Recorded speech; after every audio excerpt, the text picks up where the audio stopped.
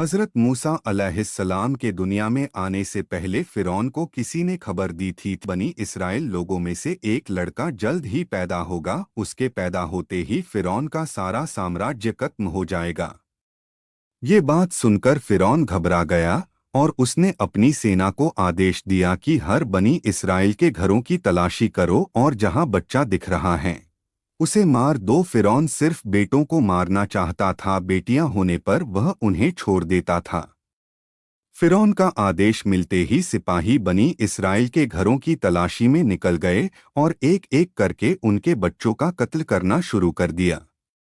जब हज़रत मूसा अलैहिस्सलाम की मां को इस बात की खबर लगी तब वह भी डर गई। तब अल्लाह से एक पैगाम उनको आया कि तुम इसे एक टोकरी में रखकर नील नदी में छोड़ दो, इस बच्चे को कुछ नहीं होगा। अल्लाह के हुक्म के मुताबिक उन्होंने आप यानी हज़रत मूसा अलैहिस्सलाम को एक टोकरी में घर के पीछे नील नदी में रख दिया। नदी में रखते ही टोकरी भी बहने लगी। टोकरी नदी में बहकर फ़िरौन के महल तक जा पहुंची। टोकरी को देखते ही फ़िरौन के सिपाहियों ने हज़रत मूसा अलैहिस्सलाम को टोकरी से निकाला और फ़िरौन के पास ले गए।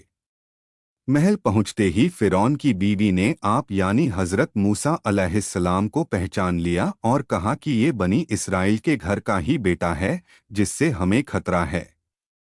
फ़िरौन आपको उसी वक्त मारना चाहता था, लेकिन फ़िरौन की बीवी ने कहा कि इसे मारो मत, इसके जिंदा रहने से हमारी आंखों को ठंडक मिलती रहेगी कि हमारा दुश्मन हमारे सामने ही है और हमारी कैद में है।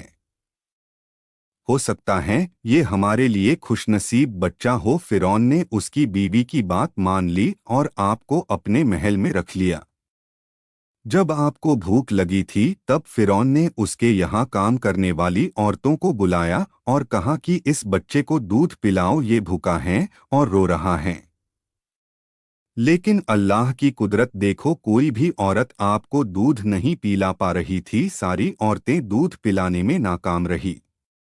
फ़िरौन समझ गया था कि ये कोई मामूली बच्चा नहीं। फिर दूध पिलाने के लिए आपकी माँ को तलाशा गया और तलाश करके आपको दूध पिलाया गया। एक हदीस के मुताबिक आप यानी हज़रत मूसा अलैहिस्सलाम फ़िरौन के महल में ही बड़े हुए।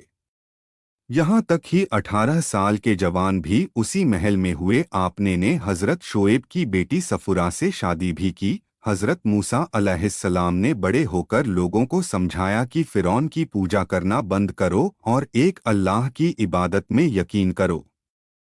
एक हद तक लोग उनकी बात मान भी गए थे। उसी दौरान मिस्र में भयंकर अकाल पड़ा था। लोग कई बीमारियों से मुब्तला हो गए थे।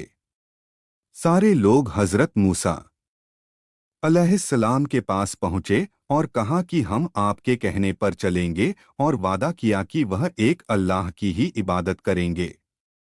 जब लोग बीमारी से ठीक होना शुरू हुए और हालत पहले जैसे होने लगे तब लोग फ़िरौन के डर से वापस उसकी पूजा में लग गए। उसी दौरान फ़िरौन के जुल्म से लोगों को निजात दिलवाने के लिए हज़रत मूसा अलैहिस्सलाम ने फ़िरौन को चेतावनी दी कि